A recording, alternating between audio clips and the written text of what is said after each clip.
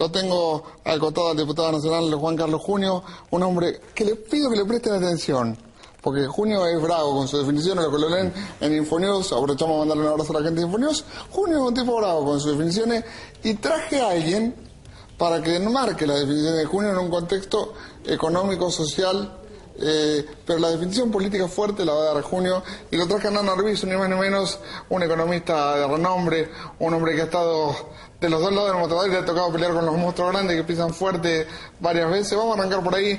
Hernán, buenas noches, ¿cómo estás? ¿Qué tal? Buenas noches, gracias por invitarme.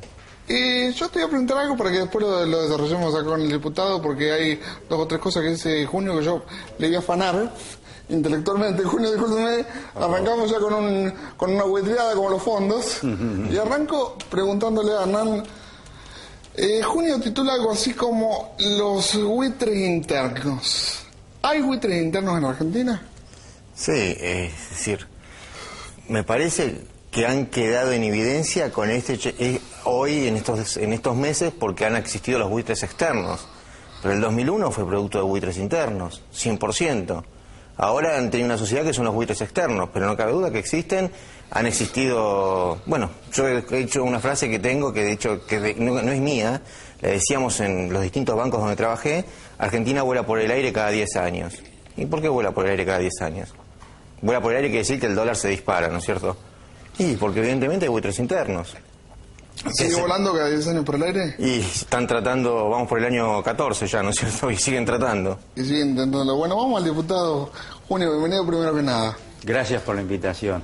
La primera pregunta es, discúlpeme, ¿no? Pero vamos a ir, usted es un hombre que va fuerte, así que vamos fuerte.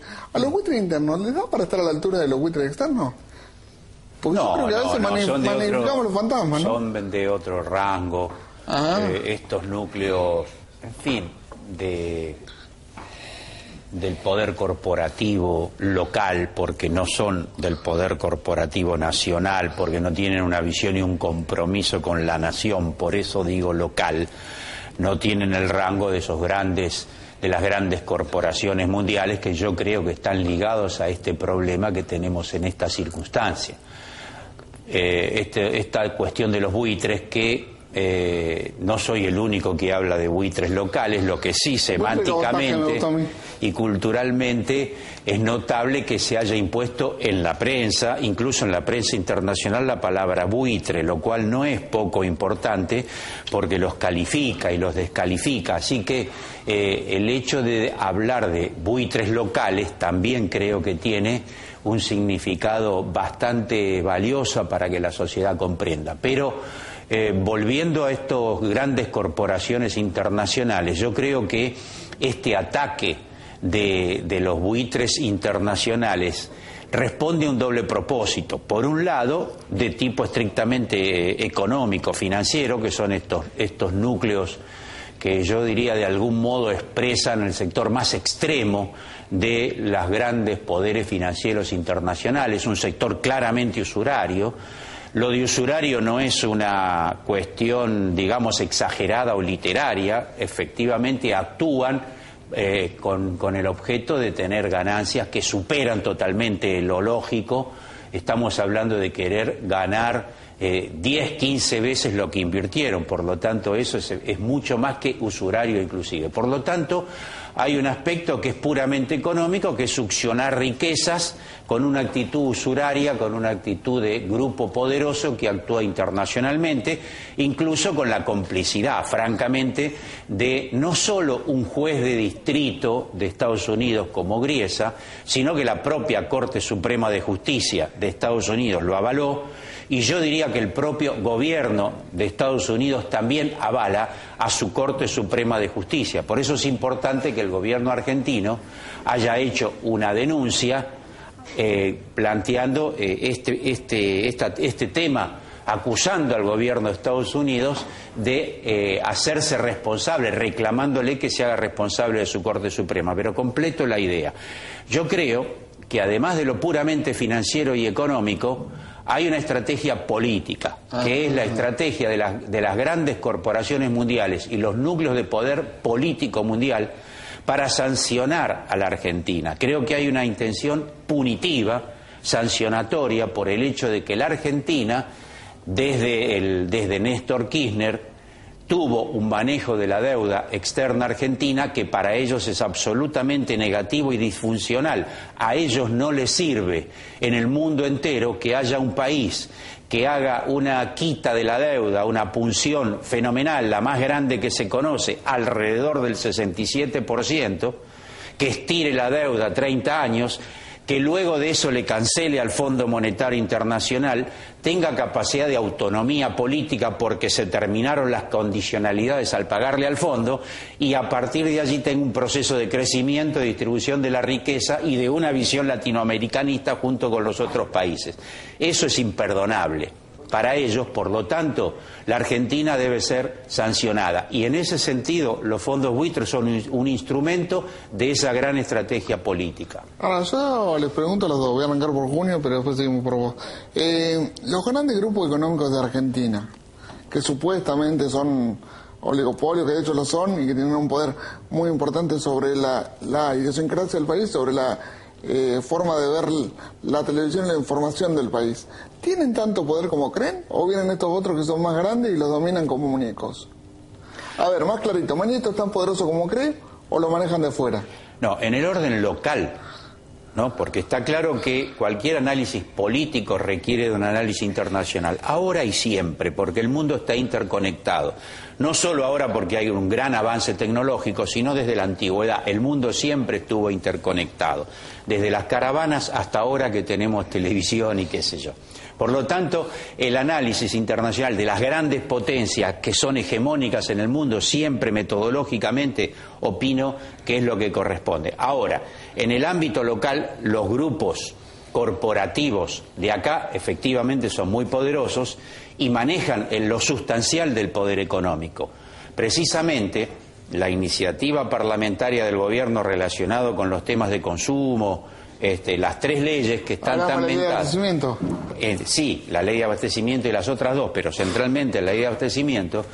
Esa iniciativa está dada por la existencia en la economía argentina de grandes monopolios y oligopolios que controlan cada una de las ramas de la industria, 1, 2, 3 o hasta 5 empresas controlan entre el 60 y el 100% de la actividad de cada una de esas ramas. Por lo tanto, al tener un poder monopólico, obviamente, con su afán, que es propio de su naturaleza y de su objeto social, de potenciar el lucro, entonces manejan los precios con un sentido exclusivamente de incrementar sus ganancias, ejecutan una tradicional actitud monopólica y perturban los intereses y las necesidades de los consumidores, que los consumidores son los ciudadanos de este país. Por lo tanto, es lógico e inevitable que esas corporaciones tan poderosas en el orden local, quien actúe en defensa de los ciudadanos sea el Estado Nacional, que es la representación de los ciudadanos, porque fue elegido por el voto. Es lógico, pero no pasaba.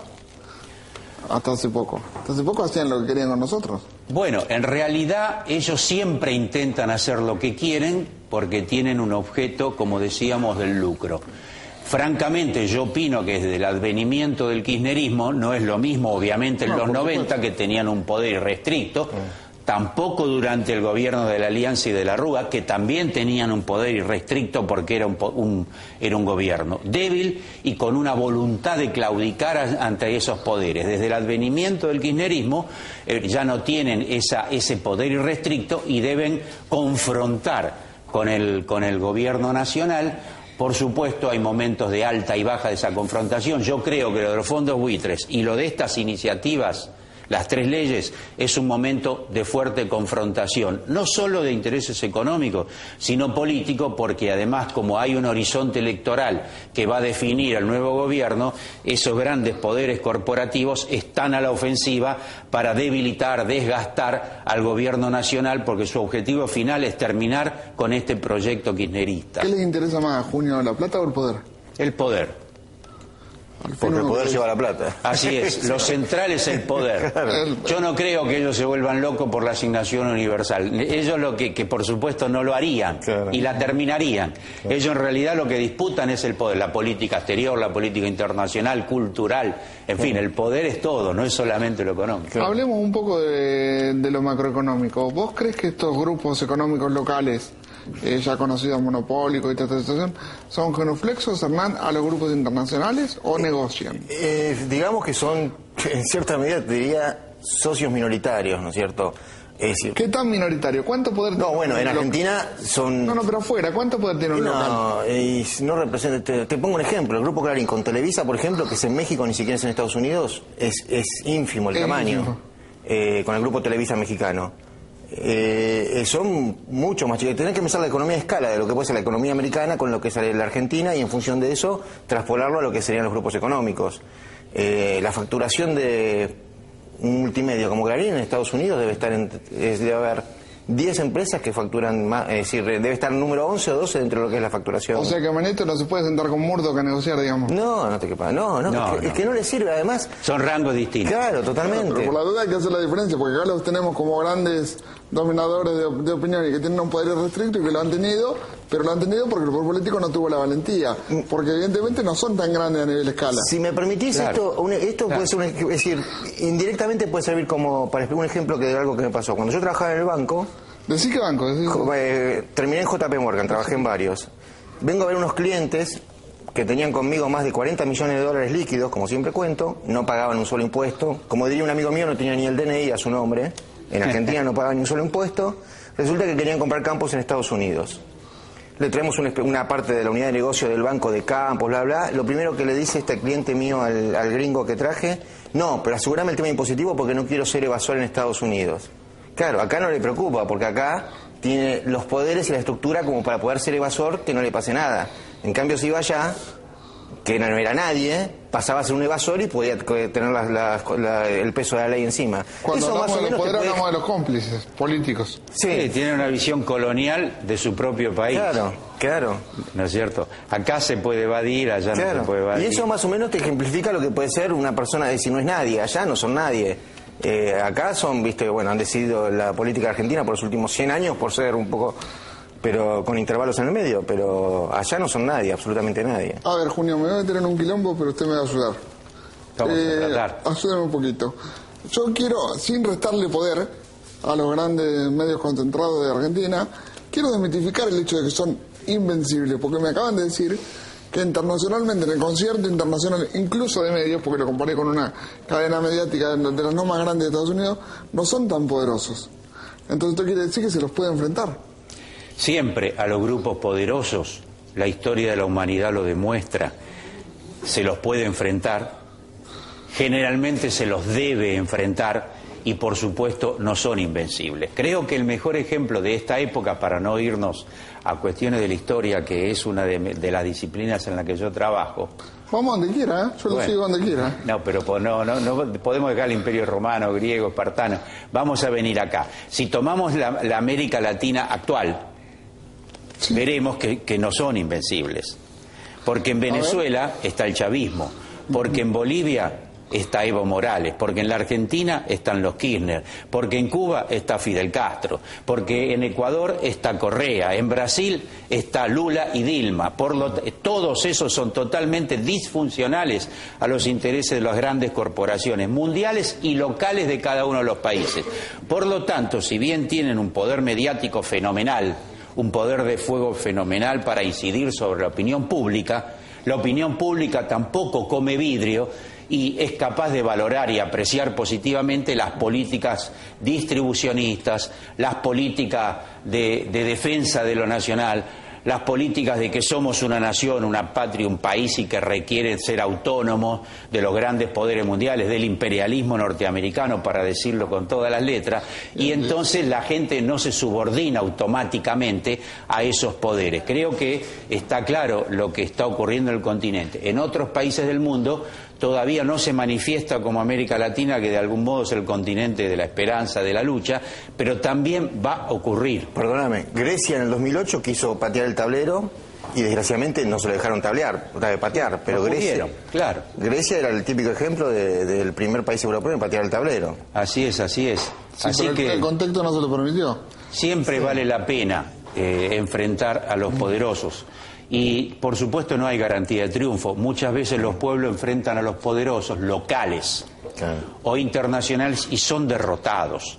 Y eso no quiere decir que no haya valido la pena, porque finalmente la humanidad avanza y el progreso se va dando porque se vencen a los sectores minoritarios del privilegio, antidemocráticos, oscurantistas. A ver, cuál sea el resultado, a ver si entiendo bien, usted me corrige. Cuál sea el resultado de la pelea que está dando el gobierno nacional y el país como para tener soberanía y ser ciudadano y soberano en su propio terreno, la lucha va a servir, se gana o se pierda contra este grupo poderoso, porque más adelante el cambio es inevitable. Sí. Eso es lo que me quise decir. Si tengo que responder con un sí o con un no, digo categóricamente que sí, porque, en fin, la historia de la humanidad, la historia de nuestro país, cuando encararon la Revolución de Mayo no había garantía de triunfo y lo hicieron siempre un núcleo relativamente minoritario, y Tupac Amaru fue derrotado. Sin embargo, el esclavismo se terminó en América Latina, y esos son jalones que debilitaron a los poderes coloniales y fortalecieron a los pueblos para que finalmente triunfen. Así que siempre vale la pena, con triunfo o derrota. Hernán, ¿se le gana el poder? ¿Se le gana a los tipos que tienen mucha guita? ¿Se le gana el poder del dinero? Mira, es decir, recién fueron muy claros, es muy difícil. Sí. Pero si vos preguntabas hace 8 años, cuando recién asumió el expresidente Néstor Kirchner el gobierno, ¿quién era el presidente de Techín? No tenías idea. ¿Quién era el dueño de Techín? No tenías idea. ¿Quién era el dueño del Grupo Clarín? No, vos ni nadie, ¿no es cierto? Vos porque sos periodista, sí, pero la gente en la calle no sabía quién era. ¿Quién era el dueño de las principales empresas formadoras de precios de Argentina? No tienen idea. Hoy ya se sabe, y se sabe que obviamente hay mucha gente que sabe que es decir, pone en duda su hombría de bien de esta gente. Por lo cual ya eso es un avance. Pelear contra ellos es muy difícil porque, es decir, desgraciadamente, como siempre dicen, tienen mucho más tiempo que lo que es un gobierno, por la coyuntura que... No tienen que ir a elecciones. Claro, tal cual. Pero, ahí está el punto. Claro, pero se les está complicando. Y bueno, y sí, además ya han quedado en evidencia, no cabe duda que han quedado en evidencia. Hay mucha gente, caso particular del grupo de multimedios, hay mucha gente que te dice, odio a Cristina, pero a Clarín no le creo. Que antes era, odio a Cristina y me quedo en el odio a Cristina. Ahora dicen, pero ¿sabes qué? Pero Clarín no... Es interesante porque en general esos personajes, salvo excepciones, tienen una inclinación por estar ocultos, velados, por no aparecer, ejercer el poder y no aparecer. En la medida que se agudizan las contradicciones, como ahora, tienen que aparecer individualmente y como corporaciones, incluso como organizaciones gremial empresarias, que es lo de Méndez ayer, presidente de la UIA, que asocia al gobierno nacional con la dictadura, un despropósito que muestra a las claras su verdadera concepción de ultraderecha y antidemocrática. Perdón, y eso responde a lo que vos preguntabas antes, si eran capaces o no capaces. No, las respuestas que tienen ante momentos de apriete, es decir, de que se ven complicados, te demuestra que lo que menos tienen es capacidad. Porque una persona, para tratar de denigrar un gobierno, compararlo con una dictadura, podría ser, es una persona inteligente, hubiera buscado 100 argumentos mucho más válidos que le hubieran dado credibilidad a él que simplemente decir que son de la dictadura. Ahora, perdón, pero no tiene que ver con la impunidad que creen que tienen. Y por la impunidad los lleva a ser ignorantes, porque es así. Sí, ese poder económico, y yo diría incluso dogmático, cultural, a veces ellos lo manejan mal y a veces están ensoberbecidos con ese poder. Lo que hace el presidente de la UIA, y no es el único, ¿no es cierto? Ahora es un caso burdo, primitivo, ¿no es cierto? Crudo, torpe. Lo descalifica y muestra que el poder los obnubila muchas veces, porque es una brutalidad, un gobierno legítimo como el actual. Además vivió un proceso democrático desde el 83.